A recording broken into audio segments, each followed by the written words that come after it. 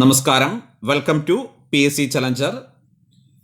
Current affairs സീരീസിൽ 2021 കോഴ്സിൽ March മാസത്തിലെ കാര്യങ്ങൾ നമ്മൾ പഠിച്ചു തുടങ്ങുകയാണ്. അപ്പം അതുപോലെ ആദ്യത്തെ ക്ലാസ് PSC ബുള്ളറ്റിനെ ബേസ് ചെയ്താണ്. PSC ബുള്ളറ്റിൽ നിന്നുള്ള കേരളം, ഇന്ത്യ, ലോകം ഈ 3 ഭാഗങ്ങളും വേർതിരിച്ച് നമ്മൾ പഠിക്കുകയാണ്. ശേഷം ന്യൂസ് പേപ്പറിനെയും മറ്റു പ്രസിദ്ധീകരണങ്ങളെയും ബേസ് ചെയ്തിട്ടുള്ള ക്ലാസ്സുകളും ഉണ്ടാകും. ഇപ്പോൾ ജനുവരി, ഫെബ്രുവരി നമ്മൾ വളരെ വൈഡായിട്ട് തന്നെ പഠിച്ചു. ആ ക്ലാസ്സുകളൊക്കെ മിസ്സായിട്ടുണ്ടെങ്കിൽ പ്ലേലിസ്റ്റിൽ നിന്ന് ആ ക്ലാസ്സുകൾ പഠിക്കുക. അതുപോലെ 2020 നമ്മൾ സെപ്റ്റംബർ വരെ കവർ ചെയ്തു. അത് ഉടൻ തന്നെ പഠിച്ചു തീർക്കുന്നതാണ്. ഒപ്പം തന്നെ 2021 മാർച്ച്, ഏപ്രിലും ഈ മാസം തന്നെ നമ്മൾ കവർ ചെയ്ത് പോകുന്നതാണ്. അപ്പോൾ ക്ലാസ്സുകൾ നമുക്കറിയാം, റെഗുലറായിട്ട് തന്നെ നമ്മൾ കറണ്ട് അഫയേഴ്സ് ക്ലാസ്സുകൾ ചെയ്യുന്നുണ്ട്. ആ ക്ലാസ്സുകൾക്ക് ഏറ്റവും കൂടുതൽ വേണ്ടത് നിങ്ങളുടെ ഭാഗത്തു നിന്നുള്ള സപ്പോർട്ടാണ്. തീർച്ചയായിട്ടും ക്ലാസ്സുകൾ മാക്സിമം ഷെയർ ചെയ്യുക. ക്ലാസ്സിനെ കുറിച്ചുള്ള നിങ്ങളുടെ അഭിപ്രായങ്ങളും നിർദ്ദേശങ്ങളും എല്ലാം കമൻറ്റ് ബോക്സിൽ രേഖപ്പെടുത്തുക. അതേപോലെ നമ്മുടെ Telegram channel, Facebook page, Facebook group, academy പ്ലാറ്റ്ഫോമിൽ ഞാൻ ചെയ്യുന്ന ലൈവ് ഫ്രീ ക്ലാസ്സുകൾ എന്നിവയുടെ ലിങ്ക് ഈ വീഡിയോയുടെ ഡിസ്ക്രിപ്ഷൻ ബോക്സിൽ കൊടുത്തിട്ടുണ്ട്. എല്ലാവരും ജോയിൻ ചെയ്യുക. അപ്പോൾ അതുപോലെ ഇന്നത്തെ ക്ലാസ്സും നമ്മളൊരു ക്വസ്റ്റ്യനോട് കൂടിയാണ് ആരംഭിക്കുന്നത്. എല്ലാവരും ആ ക്വസ്റ്റ്യന് ആൻസർ ചെയ്തുകൊണ്ട് ഈ ക്ലാസ് ആരംഭിക്കുക. നിലവിൽ ഇന്ത്യയുടെ ആഭ്യന്തര സെക്രട്ടറി ആര്? ക്വസ്റ്റ്യൻ ഇതാണ്, നിലവിൽ ഇന്ത്യയുടെ ആഭ്യന്തര സെക്രട്ടറി ആര്? അറിയാത്തൊരു തീർച്ചയായിട്ടും ഈ പദവികളൊക്കെ പഠിച്ചോണം. കമൻറ്റ് ബോക്സ് നോക്കിയാലും പഠിച്ചോണം. അപ്പോൾ ഇത് ലാസ്റ്റ് നമ്മൾ എക്സാമിന് മുമ്പ് ഈ പദവികൾ പഠിക്കും. പക്ഷേ അതിനു മുമ്പ് തന്നെ നിങ്ങളെ ഇത് വീണ്ടും വീണ്ടും ഓർമ്മിപ്പിക്കുകയാണ് ഞാൻ ഓരോ ക്ലാസ്സിലും ചെയ്യുന്നത്. അപ്പോൾ ഇന്നത്തെ ക്വസ്റ്റ്യൻ ഇതാണ്, നിലവിൽ ഇന്ത്യയുടെ ആഭ്യന്തര സെക്രട്ടറി ആര്? എല്ലാവരും ഇതിന് ആൻസർ ചെയ്യുക. എല്ലാവരും അക്കാഡമി പ്ലാറ്റ്ഫോമിൽ എൻ്റെ ഫ്രീ ലൈവ് ക്ലാസ്സുകളൊക്കെ അറ്റൻഡ് ചെയ്യുന്നവരാണ് എന്ന് വിശ്വസിക്കുന്നു. അക്കാഡമി പ്ലാറ്റ്ഫോമിൽ ഏറ്റവും ലേറ്റസ്റ്റ് ആയിട്ട് നമ്മൾ ഡിഗ്രി ലെവൽ പ്രിലിംസ്, അതേപോലെ സെക്രട്ടേറിയറ്റ് അസിസ്റ്റൻറ്റ് പരീക്ഷകൾക്ക് തയ്യാറെടുക്കുന്ന ഉദ്യോഗാർത്ഥികൾക്ക് വേണ്ടിയും LDC മെയിൻസ് പരീക്ഷയ്ക്ക് തയ്യാറെടുക്കുന്ന ഉദ്യോഗാർത്ഥികൾക്ക് വേണ്ടിയും അക്കാഡമിയിലെ ടോപ്പ് എഡ്യൂക്കേറ്റേഴ്സ് തയ്യാറാക്കിയ 100 മാർക്കിൻ്റെ ക്വസ്റ്റ്യൻസിനെ ബേസ് ചെയ്തിട്ടുള്ള എക്സാംസ് കണ്ടക്ട് ചെയ്യുന്നുണ്ട്. ഈ എക്സാം നിങ്ങൾക്ക് ഫ്രീ ആയിട്ട് അറ്റൻഡ് ചെയ്യാൻ സാധിക്കും. ഈ എക്സാം എല്ലാ സൺഡേയ്സുമാണ് കണ്ടക്ട് ചെയ്യുന്നത്. എക്സാം അറ്റൻഡ് ചെയ്യാനുള്ള ലിങ്ക് എല്ലാം നമ്മുടെ ടെലഗ്രാം ചാനലിലും അതേപോലെ നമ്മളിടുന്ന ഓരോ യൂട്യൂബ് വീഡിയോയുടെ ഡിസ്ക്രിപ്ഷൻ ബോക്സിലും കൊടുത്തിട്ടുണ്ട്. അപ്പോൾ ഡിഗ്രി ലെവൽ പരീക്ഷകളുടെ മോഡൽ എക്സാം എല്ലാ ഞായറാഴ്ചകളിലും, ജൂലൈ മാസത്തിലെ എല്ലാ ഞായറാഴ്ചകളിലും ഉച്ചയ്ക്ക് 2 മണിക്കാണ് സ്റ്റാർട്ട് ചെയ്യുന്നത്. 100 മാർക്കിൻ്റെ എക്സാമാണ്. അക്കാഡമിയിലെ ടോപ്പ് എഡ്യൂക്കേറ്റേഴ്സ് തയ്യാറാക്കുന്ന സിലബസ് ഓറിയൻറ്റഡ് ആയിട്ടുള്ള ക്വസ്റ്റ്യൻസിനെ ബേസ് ചെയ്തുള്ള എക്സാമാണ്. അപ്പോൾ ഈ എക്സാം ആദ്യമായിട്ട് അറ്റൻഡ് ചെയ്യുമ്പോൾ നിങ്ങൾക്ക് ആ എക്സാമിൻ്റെ ലിങ്കിൽ കയറിയിട്ട് PSC ചലഞ്ചർ എന്ന കോഡ് യൂസ് ചെയ്താൽ ആ എക്സാം അൺലോക്ക് ചെയ്യാൻ സാധിക്കും. ഫ്രീ ആയിട്ട് ആക്സസ് ചെയ്യാൻ സാധിക്കും. PSC ചലഞ്ചർ എന്ന കോഡ് യൂസ് ചെയ്താൽ മതി. അപ്പോൾ ഈ എക്സാമിൽ ഫസ്റ്റ് റാങ്ക് വാങ്ങുന്ന ഉദ്യോഗാർത്ഥിക്ക് 1 വർഷത്തെ അക്കാഡമി സബ്സ്ക്രിപ്ഷൻ സൗജന്യമായി ലഭിക്കുന്നതാണ്. അതേപോലെ 2 മുതൽ 5 റാങ്കിലെത്തുന്ന ഉദ്യോഗാർത്ഥികൾക്ക് 75% സ്കോളർഷിപ്പോട് കൂടി 1 വർഷത്തെ അക്കാഡമി സബ്സ്ക്രിപ്ഷൻ ലഭിക്കുന്നതാണ്. 6 മുതൽ 10 റാങ്കിലെത്തുന്ന ഉദ്യോഗാർത്ഥികൾക്ക് 50% സ്കോളർഷിപ്പോട് കൂടി 1 വർഷത്തെ അക്കാഡമി സബ്സ്ക്രിപ്ഷൻ ലഭിക്കുന്നതാണ്. ദെൻ ജൂലൈ മാസത്തിലെ എല്ലാ സൺഡേയ്സിലും രാത്രി 8 മണിക്ക് LDC മെയിൻസ് പരീക്ഷയ്ക്ക് വേണ്ടിയുള്ള 100 മാർക്കിൻ്റെ മോക്ക് ടെസ്റ്റ് ഉണ്ട്. അപ്പോൾ ഈ ടെസ്റ്റും അറ്റൻഡ് ചെയ്യുന്നവർക്ക് ലിങ്കിൽ കയറി PSC ചലഞ്ചർ എന്ന കോഡ് യൂസ് ചെയ്താൽ നിങ്ങൾക്ക് ആ എക്സാം അൺലോക്ക് ചെയ്യാൻ സാധിക്കും. അവിടെയും ആദ്യ റാങ്കിലെത്തുന്ന ഉദ്യോഗാർത്ഥിക്ക് 1 വർഷത്തെ അക്കാഡമി സബ്സ്ക്രിപ്ഷൻ സൗജന്യമായി ലഭിക്കും. 2 മുതൽ 5 റാങ്കിലെത്തുന്ന ഉദ്യോഗാർത്ഥികൾക്ക് 75% സ്കോളർഷിപ്പോട് കൂടി 1 വർഷത്തെ അക്കാഡമി സബ്സ്ക്രിപ്ഷൻ ലഭിക്കും. 6 മുതൽ 10 റാങ്കിലെത്തുന്ന ഉദ്യോഗാർത്ഥികൾക്ക് 50% സ്കോളർഷിപ്പോട് കൂടി 1 വർഷത്തെ അക്കാഡമി സബ്സ്ക്രിപ്ഷൻ ലഭിക്കുന്നതാണ്. അപ്പോൾ ഫ്രീ ആയിട്ട് ഏറ്റവും സ്റ്റാൻഡേർഡ് ആയിട്ടുള്ള സിലബസ് ഓറിയൻറ്റഡ് ആയിട്ടുള്ള ക്വസ്റ്റ്യൻ പേപ്പർ അറ്റൻഡ് ചെയ്യാനുള്ള ഒരു അവസരമാണ്. എല്ലാവരും ഇത് ഉപയോഗിക്കുക. അപ്പോൾ എക്സാമിൻ്റെ ലിങ്ക് നമ്മുടെ ടെലഗ്രാം ചാനലിലും നമ്മളിടുന്ന യൂട്യൂബ് വീഡിയോയുടെ ഡിസ്ക്രിപ്ഷൻ ബോക്സിലും കൊടുക്കുന്നതാണ്. എല്ലാവരും ഈ എക്സാം അറ്റൻഡ് ചെയ്യുക. അപ്പോൾ നമുക്ക് ക്ലാസ്സിലേക്ക് കിടക്കാം. ഫസ്റ്റ്, കേരളത്തിലെ ആദ്യത്തെ ട്രൈബൽ താലൂക്ക് അട്ടപ്പാടിയാണ്. പാലക്കാട് ജില്ലയിലെ അട്ടപ്പാടിയാണ് കേരളത്തിലെ ആദ്യത്തെ ട്രൈബൽ താലൂക്ക്. പഠിക്കുക, കേരളത്തിലെ ആദ്യത്തെ ട്രൈബൽ താലൂക്ക് ഏതെന്ന് ചൂസ് ചെയ്താണ് അട്ടപ്പാടിയാണ്. സാധാരണ കേരളത്തിലെ ആദ്യത്തെ ട്രൈബൽ ഗ്രാമപഞ്ചായത്ത് ചോദിക്കാറുണ്ട്, ഇടമലക്കുടി. നമുക്കറിയാം ഇടുക്കി ജില്ലയിലെ ഇടമലക്കുടി, അതാണ് കേരളത്തിലെ ആദ്യത്തെ ട്രൈബൽ പഞ്ചായത്ത് എന്ന് പറയുന്നത് ഇടമലക്കുടിയാണ്. ഇവിടെ എന്താണ് ക്വസ്റ്റ്യൻ? കേരളത്തിലെ ആദ്യത്തെ ട്രൈബൽ താലൂക്ക് എന്ന് ചോദിച്ചാൽ ഏതാണ്? അട്ടപ്പാടിയാണ് കേരളത്തിലെ ആദ്യത്തെ ട്രൈബൽ താലൂക്ക്. നെക്സ്റ്റ്, വളരെ റെയറായിട്ടുള്ളൊരു പുരസ്കാരമാണ്. 2021 കുഞ്ചൻ നമ്പ്യാർ പുരസ്കാരം ലഭിച്ച ആർക്കെന്ന് ചോദിച്ചാൽ പ്രഭാവർമ്മയ്ക്കാണ്. നമുക്കറിയാം ഇപ്പോൾ പരീക്ഷകൾക്ക് കുറച്ച് വെറൈറ്റി ആയിട്ടുള്ള പുരസ്കാരങ്ങളൊക്കെ ചോദിക്കാറുണ്ട്, റെയറായിട്ടുള്ള പുരസ്കാരങ്ങൾ. അങ്ങനെ ചോദിച്ചാൽ കുറച്ച് ടഫായിട്ട് മാറാൻ സാധ്യതയുള്ളതാണ്. 2021 കുഞ്ചൻ നമ്പ്യാർ പുരസ്കാര ജേതാവാരെന്ന് ചോദിച്ചാൽ ആരാണ്? പ്രഭാവർമ്മയാണ് 2021 കുഞ്ചൻ നമ്പ്യാർ പുരസ്കാര ജേതാവ്. പഠിക്കുക. വീണ്ടും ഒരു പദ്ധതിയാണ്. കേരള സംസ്ഥാന ക്ഷീരവികസന വകുപ്പ് ക്ഷീരകർഷകരുടെയും കുടുംബങ്ങളുടെയും സാമൂഹ്യ സുരക്ഷ ഉറപ്പാക്കുക എന്ന ലക്ഷ്യത്തോടെ നടപ്പാക്കുന്ന പദ്ധതി ക്ഷീര സാന്ത്വനം. അപ്പോൾ ഇതൊക്കെ ശ്രദ്ധിച്ചോണം. നമ്മൾ ഫെബ്രുവരി മാസത്തിലെ ന്യൂസ് പേപ്പറിനെ ബേസിലുള്ള കുറേ കാര്യങ്ങൾ പഠിച്ചിരുന്നു. അവിടെ വന്നിട്ടുള്ള ഒരു പോയിന്റ് പോലും ഞാനിവിടെ സ്കിപ്പ് ചെയ്തിട്ടില്ല. PSC ബുള്ളറ്റിനുള്ള എല്ലാ കാര്യങ്ങളും ഇൻക്ലൂഡ് ചെയ്തിട്ടുണ്ട്. കാരണം ഇതിൽ പല കാര്യങ്ങളും നമ്മൾ ന്യൂസ് പേപ്പറിൽ ബേസിലുള്ള കാര്യങ്ങൾ പഠിച്ചതാണ്. നിങ്ങൾക്കതൊരു റിവിഷൻ ഫീലിംഗ് കിട്ടാൻ വേണ്ടിയാണ് ആ പോയിന്റുകൾ ഇൻക്ലൂഡ് ചെയ്തിരിക്കുന്നത്. അപ്പോൾ ശ്രദ്ധിക്കുക. കേരള സംസ്ഥാന ക്ഷീരവികസന വകുപ്പ് ക്ഷീരകർഷകരുടെയും കുടുംബാംഗങ്ങളുടെയും സാമൂഹ്യ സുരക്ഷ ഉറപ്പാക്കുക എന്ന ലക്ഷ്യത്തോടെ നടപ്പാക്കുന്ന പദ്ധതിയാണ് ക്ഷീര സ്വാന്ത്വനം. കേരള സംസ്ഥാന ക്ഷീരവികസന വകുപ്പ് ക്ഷീരകർഷകരുടെയും കുടുംബങ്ങളുടെയും സാമൂഹ്യ സുരക്ഷ ഉറപ്പാക്കുക എന്ന ലക്ഷ്യത്തോടെ നടപ്പാക്കുന്ന പദ്ധതിയാണെന്ത്? ക്ഷീര സാന്ത്വനം. വീണ്ടും വളരെ റയറായിട്ടുള്ളൊരു പുരസ്കാരമാണ്. കേരള സംസ്ഥാന സർക്കാരിൻ്റെ 2020 കഥകളി പുരസ്കാര ജേതാവ് സഥനം ബാലകൃഷ്ണനാണ്. ശ്രദ്ധിച്ചോണം. കേരള സംസ്ഥാന സർക്കാരിൻ്റെ 2020 കഥകളി പുരസ്കാര ജേതാവ് ആരാണ്? സഥനം ബാലകൃഷ്ണൻ. കേരള സംസ്ഥാന സർക്കാരിൻ്റെ 2020 കഥകളി പുരസ്കാര ജേതാവ് ആരെന്ന് ചോദിച്ചാൽ ആരാണ്? സഥനം ബാലകൃഷ്ണൻ. കേരള സംസ്ഥാന സർക്കാരിൻ്റെ 2020 കഥകളി പുരസ്കാര ജേതാവ് ആരാണ്? സഥനം ബാലകൃഷ്ണൻ. നെക്സ്റ്റ്, ഒറ്റപ്പാലത്ത് സ്ഥാപിതമായ ഇന്ത്യയിലെ ആദ്യത്തെ പ്രതിരോധ പാർക്കിന്റെ ഉദ്ഘാടനം നിർവഹിച്ചതാര്? മുഖ്യമന്ത്രി പിണറായി വിജയനാണ്. ശ്രദ്ധിച്ചോണം. ഒറ്റപ്പാലത്ത് സ്ഥാപിതമായ ഇന്ത്യയിലെ ആദ്യത്തെ പ്രതിരോധ പാർക്കിന്റെ ഉദ്ഘാടനം നിർവഹിച്ചതാരെന്ന് ചോദിച്ചാരാണ്? പിണറായി വിജയനാണ്. ഒറ്റപ്പാലത്ത് സ്ഥാപിതമായ ഇന്ത്യയിലെ ആദ്യത്തെ പ്രതിരോധ പാർക്കിന്റെ ഉദ്ഘാടനം നിർവഹിച്ചത്. അടുത്തിടെ അന്തരിച്ച പ്രമുഖ മലയാള കവിയായിരുന്നു വിഷ്ണുനാരായണൻ നമ്പൂതിരി. അദ്ദേഹവുമായിട്ട് റിലേറ്റ് ചെയ്ത് ചിലപ്പോൾ പരീക്ഷയിൽ ചോദിക്കാൻ സാധ്യതയുള്ള ചില പോയിന്റുകൾ ഇവിടെ നമ്മൾ പഠിക്കുകയാണ്. വിഷ്ണുനാരായണൻ നമ്പൂതിരിക്ക് കേരള സാഹിത്യ അക്കാദമി അവാർഡ് ലഭിച്ചത് 1979 ഭൂമിഗീതങ്ങൾ എന്ന കൃതിക്കാണ്. ഇപ്പോൾ പരീക്ഷയ്ക്ക് വേണ്ടി ഇങ്ങനെ ചോദിക്കാം. അടുത്തിടെ അന്തരിച്ച വിഷ്ണുനാരായണൻ നമ്പൂതിരിക്ക് കേരള സാഹിത്യ അക്കാദമി അവാർഡ് ലഭിച്ച കൃതി ഏതാണ്? ഭൂമിഗീതങ്ങൾ എന്നുള്ളതാണ്. അതുപോലെ അദ്ദേഹത്തിന് കേന്ദ്ര സാഹിത്യ അക്കാദമി അവാർഡ് 1994 ലഭിച്ചു ഉജ്ജയിനിയിലെ രാപ്പകലുകൾ എന്ന കൃതിക്കാണ്. ഉജ്ജയിനിയിലെ രാപ്പകലുകൾ എന്ന കൃതിക്ക് കേന്ദ്ര സാഹിത്യ അക്കാദമി അവാർഡ് ലഭിച്ചു.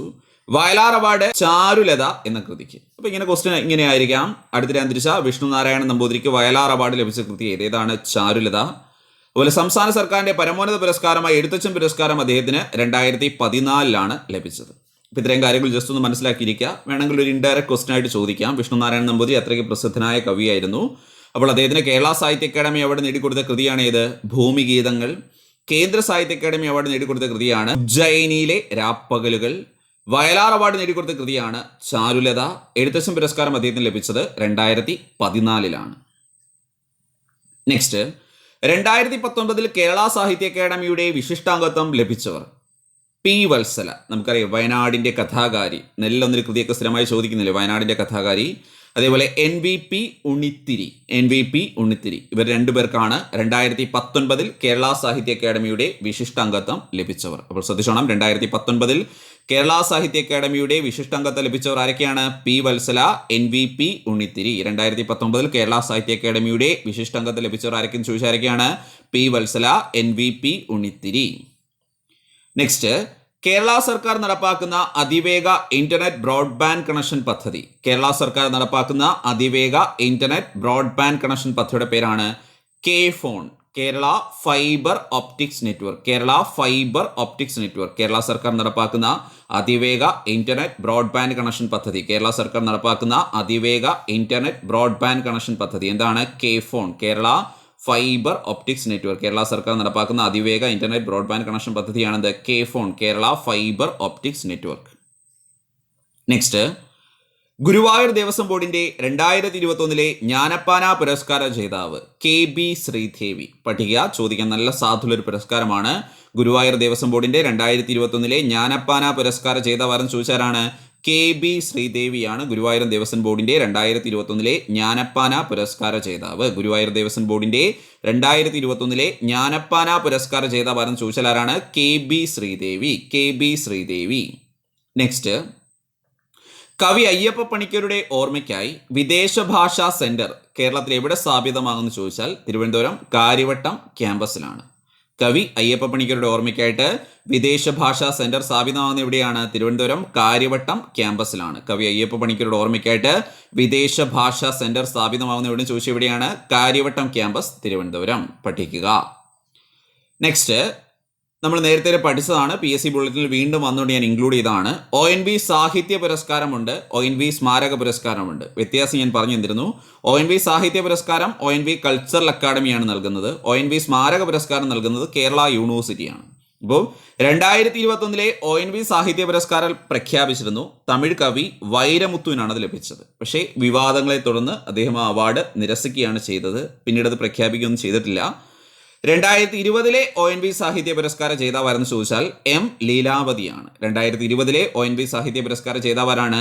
M ലീലാവതി. അപ്പോൾ ശ്രദ്ധിച്ചോണം, 2021 ONV സാഹിത്യ പുരസ്കാരം വൈരമുത്തുവിന് ലഭിച്ചു. അതൊരു വിവാദമായിട്ട് അവിടെ നിൽക്കുകയാണ്.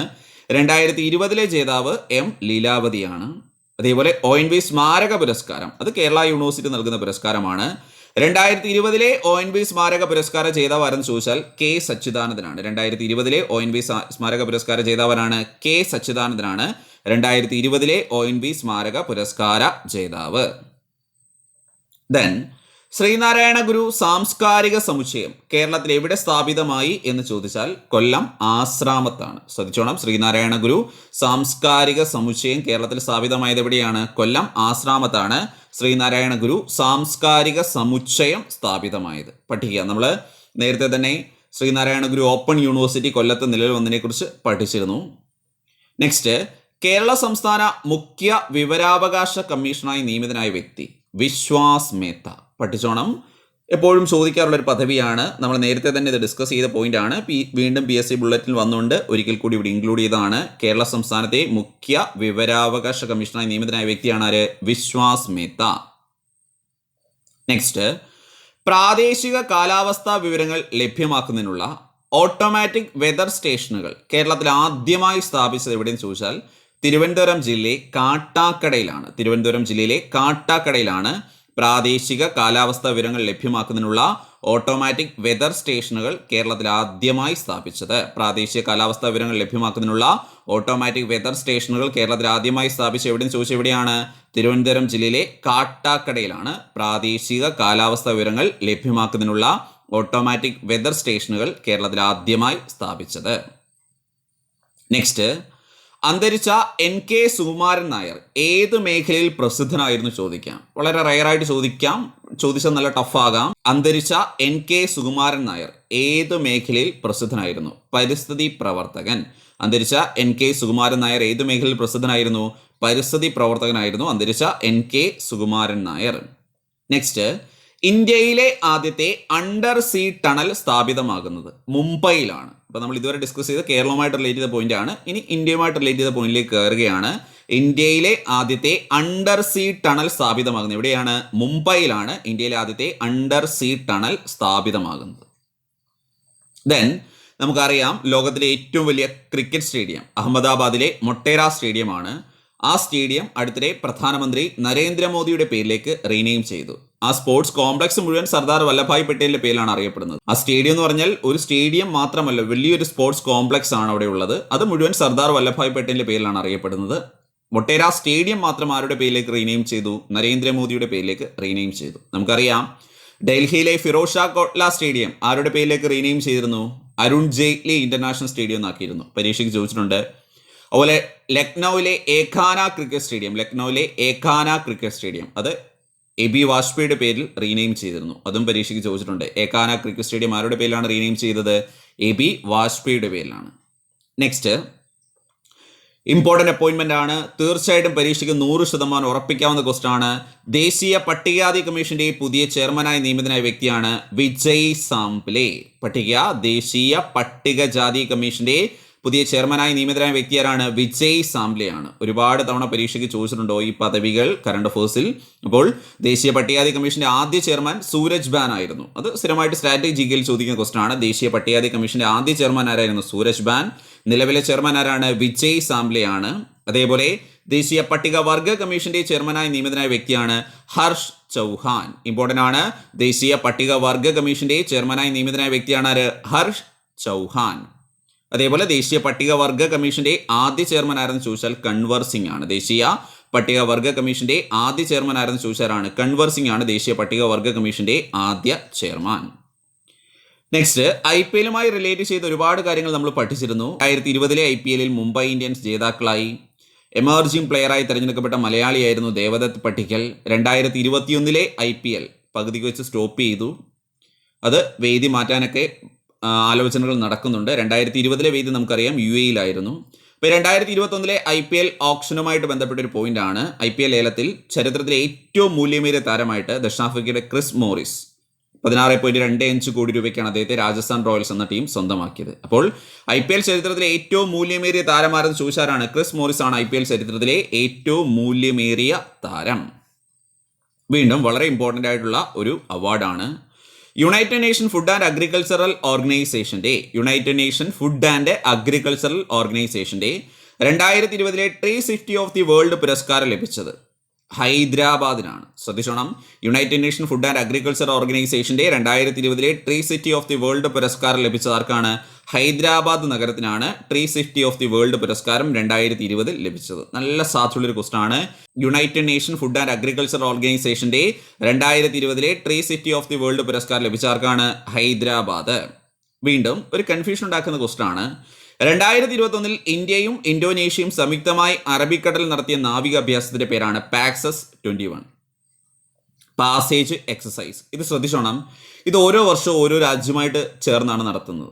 2020 അമേരിക്കയുമായിട്ട് ചേർന്ന് നടത്തിയിരുന്നു, അതിനു മുമ്പ് റഷ്യയുമായിട്ട് ചേർന്ന് നടത്തിയിരുന്നു. അപ്പോൾ ഈ പാസസ് എന്ന പേര് കേൾക്കുമ്പോൾ ഒരുപക്ഷെ പലർക്കും കൺഫ്യൂഷൻ ഉണ്ടാകും. അപ്പോൾ നമ്മൾ ഒരു സൈനിക അഭ്യാസം ഒരു രാജ്യം എന്ന രീതിയിലാണ് മനസ്സിൽ വെച്ചേക്കുന്നത്. പക്ഷേ ഈ പാസേജ് എക്സസൈസ് മാറി മാറി രാജ്യങ്ങൾ വരാറുണ്ട്. അപ്പോൾ 2021 ഇന്ത്യയും ഇന്തോനേഷ്യയും സംയുക്തമായി അറബിക്കടലിൽ നടത്തിയ നാവിക അഭ്യാസം എന്ന് ചോദിച്ചാൽ ഏതാണ്? പാസെക്സ് ആണ്. 2021 ഇന്ത്യയും ഇന്തോനേഷ്യയും സംയുക്തമായി അറബിക്കടലിൽ നടത്തിയ നാവിക അഭ്യാസം ഏതാണ്? പാസെക്സ്. നെക്സ്റ്റ്, 2021 11ാമത് ലോക പെട്രോകോൾ കോൺഗ്രസിന്റെ വേദി എനർജി കൺസർവേഷനുമായി ബന്ധപ്പെട്ട ഒരു മീറ്റിംഗ് ആണ്. 2021 11ാമത് ലോക പെട്രോൾ കോൾ കോൺഗ്രസിന്റെ വേദി എവിടെയാണ്? ന്യൂഡൽഹി. 2021 11ാമത് ലോക പെട്രോകോൾ കോൺഗ്രസിന്റെ വേദി എവിടെ ചോദിച്ചാൽ എവിടെയാണ്? ന്യൂഡൽഹിയാണ്. വീണ്ടും ചോദിക്കാൻ ഏറ്റവും സാധ്യതയുള്ള ഒരു ക്വസ്റ്റൻ ആണ്. ഉറപ്പിക്കാം ക്വസ്റ്റ്യൻ. രാജ്യസഭയുടെ പുതിയ പ്രതിപക്ഷ നേതാവാര്? മല്ലികാർജുൻ ഖാർഗെ. ഗുലാം നബി ആസാദ് മാറി പുതിയ വ്യക്തി ആര് വന്നു? മല്ലികാർജുൻ ഖാർഗെ വന്നു. തീർച്ചയായിട്ടും പരീക്ഷയ്ക്ക് ചോദിക്കാം. രാജ്യസഭയുടെ പുതിയ പ്രതിപക്ഷ നേതാവാരെന്ന് ചോദിച്ചാലാണ്? മല്ലികാർജുൻ ഖാർഗെയാണ്. നമുക്കറിയാം സ്ഥിരമായി സ്റ്റാറ്റിക് GK-യിൽ ചോദിക്കുന്ന ഒരു ക്വസ്റ്റൻ ആണ്. രാജ്യസഭയുടെ ആദ്യത്തെ പ്രതിപക്ഷ നേതാവായിരുന്നു ആര്? ശ്യാം നന്ദൻ പ്രസാദ് മിശ്ര. സ്റ്റാറ്റിക് GK-യിൽ ചോദിക്കുന്ന ക്വസ്റ്റൻ ആണ്. രാജ്യസഭയുടെ ആദ്യത്തെ പ്രതിപക്ഷ നേതാവായിരുന്നു ശ്യാം നന്ദൻ പ്രസാദ് മിശ്ര. ഇവിടെ ഓർക്കേണ്ടത് ലോക്സഭാ പ്രതിപക്ഷ നേതാവ് പദവി ഇപ്പോൾ വേക്കൻ്റ് ആണ്. ലോക്സഭയുടെ ആദ്യത്തെ പ്രതിപക്ഷ നേതാവ് AK ഗോപാലനായിരുന്നു. അതേപോലെ ലോക്സഭയുടെ ആദ്യത്തെ അംഗീകൃത പ്രതിപക്ഷ നേതാവ് എന്നറിയപ്പെടുന്നത് റാം സുഭഗ് സിംഗിനെയാണ്. അതും സ്ഥിരമായി ചോദിക്കുന്നതാണ്. ലോക്സഭയുടെ ആദ്യത്തെ അംഗീകൃത പ്രതിപക്ഷ നേതാവ് ആരാണ്? റാം സുഭഗ് സിംഗ്. വീണ്ടും ശാസ്ത്ര മേഖലയിൽ നിന്നും ചോദിക്കാൻ ഏറ്റവും സാധ്യതയുള്ള ക്വസ്റ്റൻ ആണ്. ISROയുടെ ആദ്യത്തെ സമ്പൂർണ്ണ വാണിജ്യ ഉപഗ്രഹ വിക്ഷേപണ ദൗത്യം. നമുക്കറിയാം ISRO പുതിയതായിട്ട് ഇന്ത്യ ഗവൺമെന്റ് അണ്ടറിൽ ഒരു വാണിജ്യ ഏജൻസിയൊക്കെ ആരംഭിച്ചിരുന്നു, ന്യൂ സ്പേസ് ഇന്ത്യ ലിമിറ്റഡ് എന്ന് പറഞ്ഞ്. അപ്പോൾ ISROയുടെ ആദ്യത്തെ സമ്പൂർണ്ണ വാണിജ്യ ഉപഗ്രഹ വിക്ഷേപണ ദൗത്യം അല്ലെങ്കിൽ 2021 ISROയുടെ ആദ്യ ദൗത്യം ഏതെന്നും ചോദിക്കാം. ഇങ്ങനെ ചോദിച്ചാൽ PSLV C-51 ആണ്. ശ്രദ്ധിച്ചോണം, ISROയുടെ ആദ്യത്തെ സമ്പൂർണ്ണ വാണിജ്യ ഉപഗ്രഹ വിക്ഷേപണ ദൗത്യമെന്നോ 2021 ISROയുടെ ആദ്യ ദൗത്യമെന്നോ ചോദിച്ചാൽ ഏതാണ്? PSLV C-51. ഇത് 2021 ഫെബ്രുവരി 28 സയൻസ് ഡേയിലാണ് ഇത് വിക്ഷേപിച്ചത്. 18ഓളം ചെറിയ സാറ്റലൈറ്റുകളും അതേപോലെ ബ്രസീലിന്റെ ആമസോണിയ 1 എന്ന് പറയുന്ന ഒരു സാറ്റലൈറ്റും ഇതിൽ പ്രധാനമായിട്ടും ഉണ്ടായിരുന്നു. ഇപ്പോൾ രണ്ട് രീതിയിൽ ക്വസ്റ്റ്യൻ ചോദിക്കാം. ISROയുടെ ആദ്യത്തെ സമ്പൂർണ്ണ വാണിജ്യ ഉപഗ്രഹ വിക്ഷേപണ ദൗത്യം അല്ലെങ്കിൽ ISROയുടെ 2021 ആദ്യ ദൗത്യം എന്ന് ചോദിക്കാം. ഏതാണ് ശരി ഉത്തരം? PSLV C-51 ആണ്. എന്ന് വിക്ഷേപിച്ചു? 2021 ഫെബ്രുവരി 28 വിക്ഷേപിച്ചു. 18ഓളം സാറ്റലൈറ്റുകൾ ഉണ്ടായിരുന്നു. ഇതിൽ പ്രധാനപ്പെട്ട സാറ്റലൈറ്റ് ബ്രസീലിന്റെ ആമസോണിയ 1 ആണ്. വീണ്ടും നമുക്കറിയാം മാർച്ച് 8 അന്താരാഷ്ട്ര വനിതാ ദിനം. 2021 വനിതാ ദിനത്തിന്റെ പ്രമേയം woman in leadership achieving an equal future in COVID-19 world എന്നുള്ളതായിരുന്നു. Woman in leadership achieving an equal future in a COVID-19 world. അന്താരാഷ്ട്ര വനിതാ ദിനം 2021 പ്രമേയം. വീണ്ടും ഇന്ത്യയിലെ ആദ്യത്തെ ട്രാൻസ്ജെൻഡർ കമ്മ്യൂണിറ്റി ഡെസ്ക് ആരംഭിച്ച സംസ്ഥാനം തെലങ്കാനയാണ്. നല്ല പോസിബിലിറ്റി ഒരു ക്വസ്റ്റൻ ആണ്. ഇന്ത്യയിലെ ആദ്യത്തെ ട്രാൻസ്ജെൻഡർ കമ്മ്യൂണിറ്റി ഡെസ്ക് ആരംഭിച്ച സംസ്ഥാനം എന്ന് ചോദിച്ചതാണ് തെലങ്കാനയാണ്. ഇന്ത്യയിലെ ആദ്യത്തെ ട്രാൻസ്ജെൻഡർ കമ്മ്യൂണിറ്റി ഡെസ്ക് ആരംഭിച്ച സംസ്ഥാനം.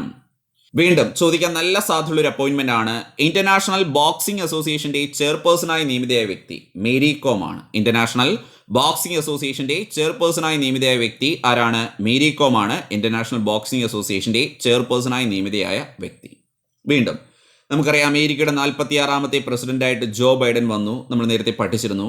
ജോ ബൈഡന്റെ ഡെപ്യൂട്ടി അസിസ്റ്റന്റായി നിയമിതയായ ഇന്ത്യൻ വംശജനാണ് മജു വർഗീസ്. ശ്രദ്ധിച്ചോണം, ജോ ബൈഡന്റെ ഡെപ്യൂട്ടി അസിസ്റ്റന്റായി നിയമിതനായ ഇന്ത്യൻ വംശജനാരെന്ന് ചോദിച്ചാലാണ് മജു വർഗീസ് ആണ്. വേണമെങ്കിൽ നല്ല ടഫായിട്ട് ചോദിക്കാം. ജോ ബൈഡന്റെ ഡെപ്യൂട്ടി അസിസ്റ്റന്റായി നിയമിതനായ ഇന്ത്യൻ വംശജനാരാണ്? മജു വർഗീസ്. വീണ്ടും നമ്മൾ ന്യൂസ് പേപ്പറിനെ ബേസ് കൊണ്ട് പഠിച്ചതാണ്. സ്പോർട്സ് ആയിട്ട് തന്നെ വീണ്ടും ഓർമ്മിക്കാൻ വേണ്ടി ഞാൻ ഇവിടെ PSC ബുള്ളറ്റിൽ നിന്നും അതുകൂടി ഇവിടെ ഇൻക്ലൂഡ് ചെയ്തിട്ടുണ്ട്. 2021 ഓസ്ട്രേലിയൻ ഓപ്പൺ ടെന്നീസ് ജേതാക്കൾ പുരുഷ വിഭാഗം സെർബിയയുടെ നൊവാക് ദ്യോക്കോവിച്ചും വനിതാ വിഭാഗം നവോമി ഒസാക്ക ജപ്പാൻ. ഞാൻ രണ്ടും എന്ന രീതിയിൽ ഓസ്ട്രേലിയൻ ഓപ്പൺ പറഞ്ഞു തന്നിരുന്നു. അപ്പോൾ 2021 ഓസ്ട്രേലിയൻ ഓപ്പൺ ടെന്നീസ് ജേതാക്കൾ പുരുഷ വിഭാഗമാരാണ് നൊവാക് ദ്യോക്കോവിച്ച്, സെർബിയയുടെ നൊവാക് ദ്യോക്കോവിച്ച് ആണ്.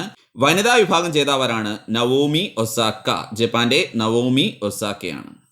വീണ്ടും 2021 മൗണ്ട് സെമേരു എന്ന പേരുള്ള അഗ്നിപർവ്വതം പൊട്ടിത്തെറിച്ചത് ഏത് രാജ്യത്ത് എന്ന് ചോദിച്ചാൽ ഇന്തോനേഷ്യയിലാണ്. 2021 മൗണ്ട് സെമേരു അഗ്നിപർവ്വതം പൊട്ടിത്തെറിച്ച രാജ്യം എന്ന് ചോദിച്ചതാണ് ഇന്തോനേഷ്യ. 2021 മൗണ്ട് സെമേരു അഗ്നിപർവ്വതം പൊട്ടിത്തെറിച്ച രാജ്യം എന്ന് ചോദിച്ചതാണ് ഇന്തോനേഷ്യ. വീണ്ടും നമുക്കറിയാം ചില ലോകരാഷ്ട്രങ്ങളുടെ പ്രധാനമന്ത്രിമാരോ പ്രസിഡന്റുമാരോ പുതിയതായിട്ട് അപ്പോയിന്റ് ചെയ്യപ്പെടുമ്പോൾ PSC പരീക്ഷയിൽ ക്വസ്റ്റ്യൻ വരാറുണ്ട്. പലപ്പോഴും അത് ഡിഫിക്കൽട്ട് ക്വസ്റ്റൻ ആയിട്ടാണ് വരാറുള്ളത്. അങ്ങനെ ചോദിക്കാൻ സാധ്യതയുള്ള ക്വസ്റ്റൻ ആണ്. ഇറ്റലിയുടെ പുതിയ പ്രധാനമന്ത്രിയാണ് മാരിയോ ദ്രാഗി. പഠിക്കുക, ഇറ്റലിയുടെ പുതിയ പ്രധാനമന്ത്രി ആരാണ്? മാരിയോ ദ്രാഗിയാണ് ഇറ്റലിയുടെ പുതിയ പ്രധാനമന്ത്രി. മാരിയോ ദ്രാഗി, പേര് പഠിക്കുക. നെക്സ്റ്റ് ചോദിക്കാൻ നല്ല സാധ്യതയുള്ള പോയിന്റ് ആണ്. 2021 സ്വിസ് ഓപ്പൺ ബാഡ്മിന്റൺ ചാമ്പ്യൻഷിപ്പ് ജേതാവ്. 2021 സ്വിസ് ഓപ്പൺ ബാഡ്മിന്റൺ ചാമ്പ്യൻഷിപ്പ് ജേതാവ് സ്പെയിനിന്റെ കരോളിന മാരിൻ ആണ്. ഫൈനലിൽ ഇന്ത്യയുടെ PV സിന്ധുവിനെ പരാജയപ്പെടുത്തിയാണ് ജേതാവായത്. 2021 സ്വിസ് ഓപ്പൺ ബാഡ്മിന്റൺ ചാമ്പ്യൻഷിപ്പ് ജേതാവാരെന്ന് ചോദിച്ചാലാണ് കരോളിന മാരിൻ. ആരെ പരാജയപ്പെടുത്തി? ഇന്ത്യയുടെ PV സിന്ധുവിനെ പരാജയപ്പെടുത്തിയാണ് ജേതാവായത്.